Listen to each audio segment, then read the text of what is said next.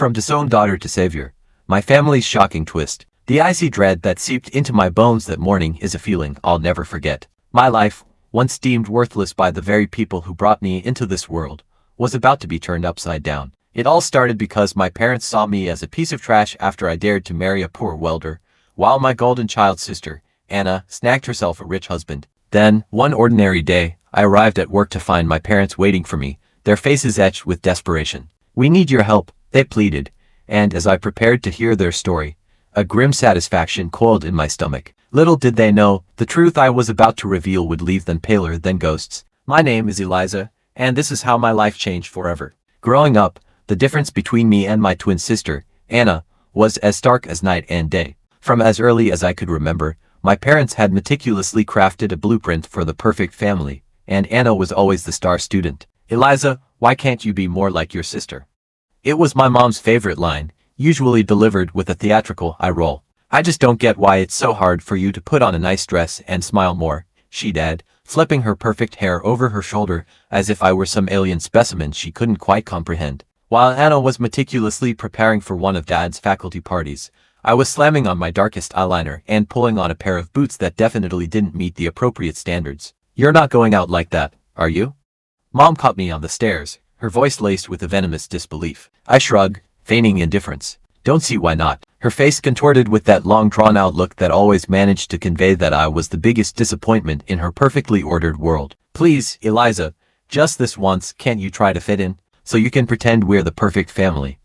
I shot back, tired of the same old song and dance. "It's not about pretending, it's about showing respect for your father." Anna, overhearing the exchange, added her judgment as she stood at the top of the stairs, her heels clicking on the hardwood like a judge approaching the bench. "It's not that hard to look decent. Why do you always have to make things so difficult?" "Maybe I don't want to be a clone of you, Anna," I snapped, feeling my face burn with resentment. I hated these arguments, hated being compared, but more than anything, I hated feeling like the odd one out in my own home. That's when Dad appeared at the bottom of the stairs, his brow furrowed into that familiar frown. "Enough," he commanded, his voice leaving no room for argument. "Eliza, go change. We're leaving in 10 minutes. He didn't yell, he didn't need to. His disappointment was a weapon more potent than any raised voice.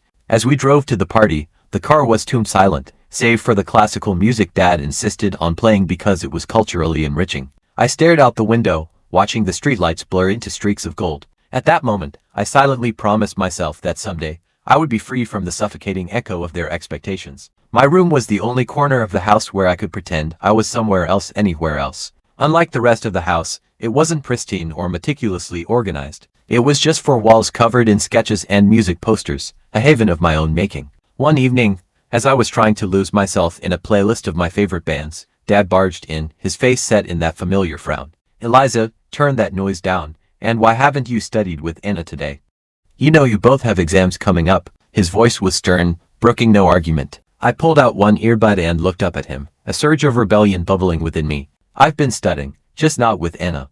I learned better on my own." Dad shook his head, clearly not buying it. "You know the rules. Your sister gets good grades, and you should be doing the same. I don't see why you always have to make things difficult," he exclaimed, his frustration mirroring my own. "It's not about making things difficult," I countered, my frustration growing. "I just don't see why I have to follow in her way of doing everything. Can't I have my own way of studying?" He didn't respond to that, immediately switching his complaint. "And those friends of yours, I saw you with them at the cafe yesterday. I don't think they're a good influence. You should be spending time with the daughters of my colleagues. They're more suitable," I finished, feeling my temper flare. "Suitable for what? For you, because they talk about economics and pretend to enjoy those boring university gatherings." Before he could answer, Mom chimed in, appearing in the doorway.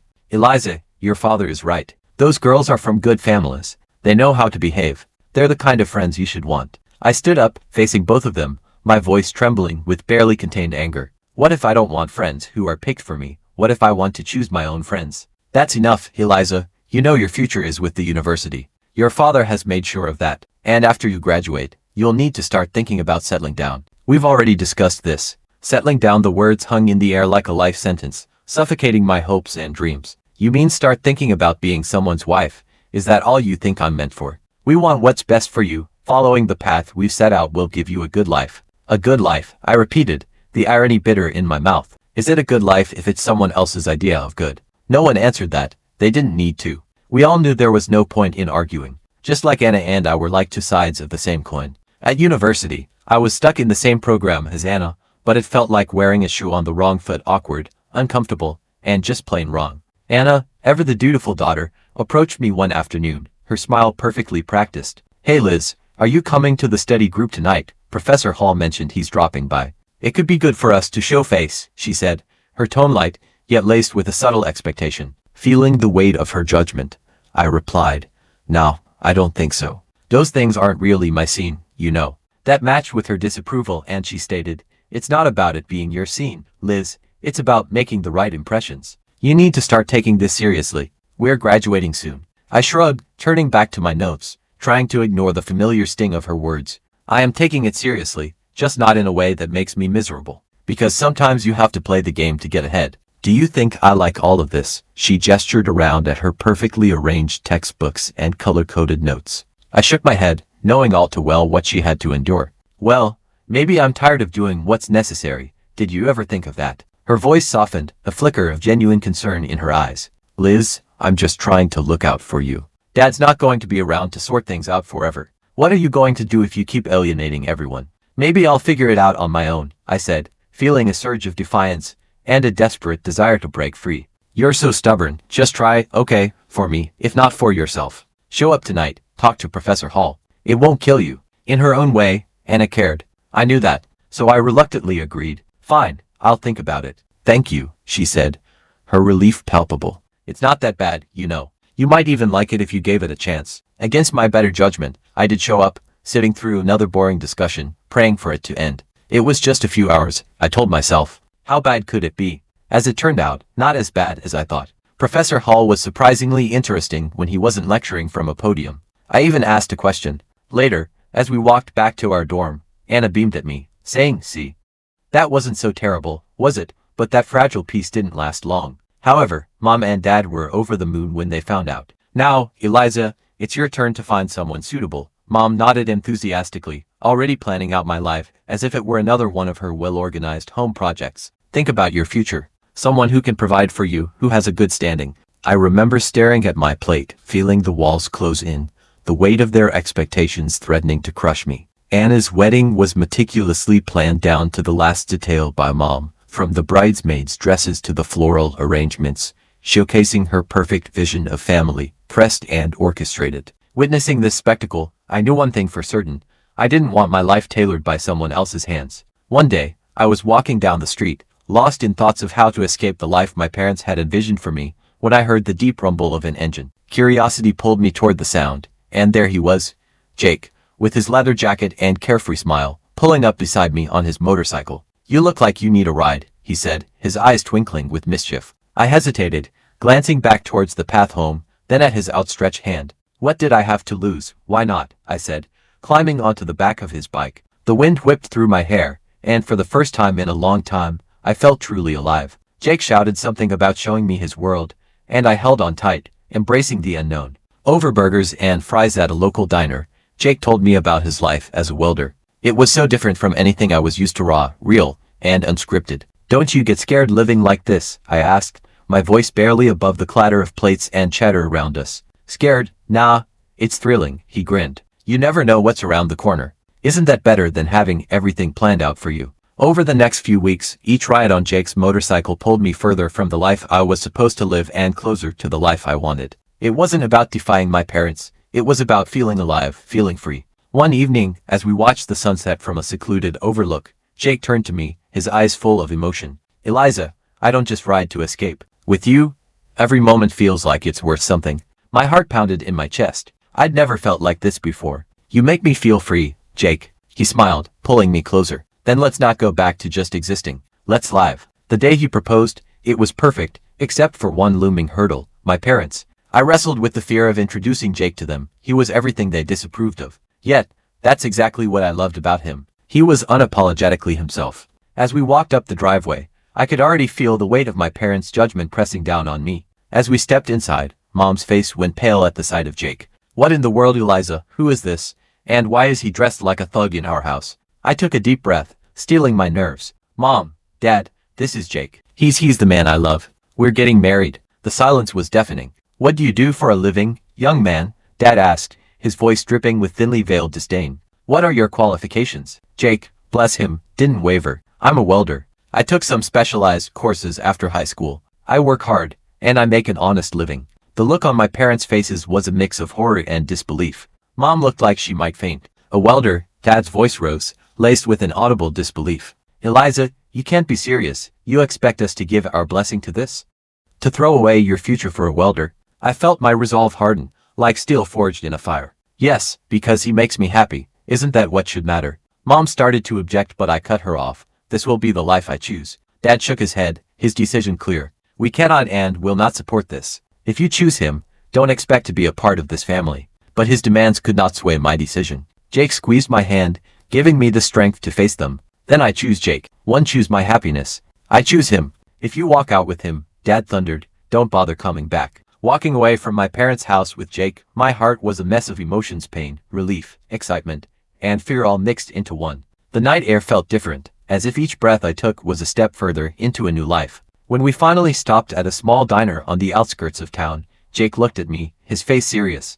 Are you sure about this, Eliz? I mean, really sure? Squeezing his hand tight, I met his gaze without wavering. I've never been more sure of anything. Being with you, this feels right. It feels like what I'm supposed to do. He smiled, the tension easing from his face. All right, let's do it. Let's start our life together. The waitress brought over two coffees without asking, as if sensing our need for caffeine and a comforting normalcy. So, what's first? I asked, stirring cream into my coffee, trying to ignore the swirling anxiety in my stomach. We'll need to find a place to stay, at least for a while. Then maybe look for jobs. I have some buddies who can help us get started. It's going to be tough, isn't it? I said, the reality of what we were doing beginning to sink in. Jake reached across the table and took my hand, his touch reassuring. Tough is nothing new for either of us, right? I couldn't help but laugh, a sharp burst of genuine amusement. You got that right. Together, we spent hours in that diner, sketching out a tentative plan for our future. Every so often, Jake would throw out an idea that sounded so wild and improbable that it made my heart soar. And maybe one day, we'll save enough to take that road trip across the country, he'd say, his eyes gleaming with adventure. Just you and me, no schedule, no expectations. I'd like that, I said, allowing myself to dream bigger than I had ever dared. We found a small apartment on the edge of town, nothing fancy, but it was ours. Jake found work at a local garage, and I picked up shifts at a nearby diner. And every night, when we came home to each other, it felt like we had everything, even though we had so little. Months later, we decided it was time to make it official and got married in a small, intimate ceremony, attended by Jake's friends and a handful of my own. I held on to a sliver of hope that my family would show up, that they would see how happy I was, but the chairs reserved for them remained empty. Despite the sting of their absence, Jake's mother welcomed me with open arms, filling in the gaps left by my own family. Her warmth and acceptance healed some of the wounds left by my parents' rejection. Things were finally looking up for Jake and me. After he completed additional diving training and became a certified underwater welder, his income shot up to $15,000 a year. That change made a world of difference. I started working as a dispatcher in Jake's company. It wasn't just a job, it felt like I was part of something important. On weekends, we'd take his motorcycle out on the open road, feeling the sun on our faces and the wind in our hair. In those moments, the world was ours. Living nearby, my mother-in-law became a frequent visitor. There's been some ugly news, she said one afternoon, as she settled down at the kitchen table. Something about a professor at the university involved in a harassment scandal. My heart skipped a beat. Did they say who it was? I asked, dreading the answer. She shook her head.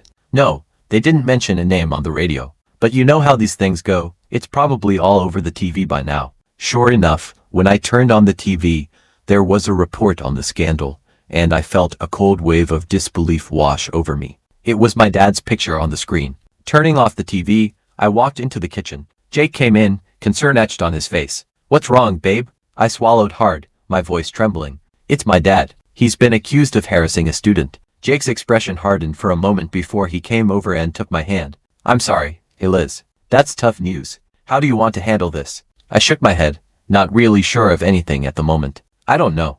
I mean, what can I even do? It's not like we're close anymore. He squeezed my hand, his eyes full of understanding. Whatever you need, I'm here for you. We don't have to figure it all out right now. I decided to wait and see how things unfolded before making any moves. Jake's support was the reassurance I needed to face whatever came next. I hadn't seen my parents in a long while, and the sight of them stirred up a mix of emotions I thought I'd put to rest. Both of them looked dramatically changed. The scandal had taken its toll, leaving Dad a shadow of the stern man he once was. My mother spotted me and rushed over, arms open as if nothing had happened, as if years of distance and disapproval could be bridged with a single embrace. But I couldn't embrace her, not now, not after everything that had transpired. Eliza, it was so hard to find you, my mother began, her voice thick with emotion. Cut to the chase, I said, my voice icy. Your father, he was accused unfairly, you know.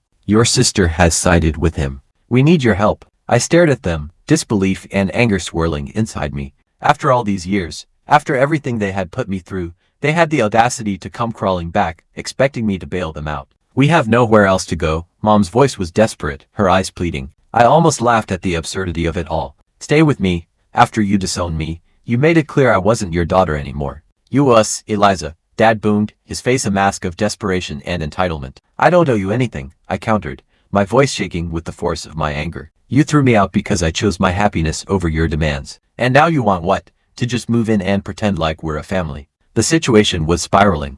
I could feel my composure slipping, threatening to shatter into a million pieces. Mom started to cry, the tears streaming down her face. You're being ungrateful, after everything we've done for you, she accused, her voice cracking with pain. I took a deep breath, trying to regain control. My decision was clear. No, Mom, I'm not ungrateful. I'm free, and I'm happy. You made your choices, and now you have to live with them. The following months flew by, filled with love and peace. My parents never came back. That day in the parking lot was the last I saw of them, and honestly, a part of me felt a strange sense of closure. But, considering everything that's happened, from my upbringing to my marriage to my parents' current predicament, do you think I handled this situation correctly? I'm curious to hear your thoughts and opinions, so please share what you think I should have done, or if you believe I did the right thing given the circumstances.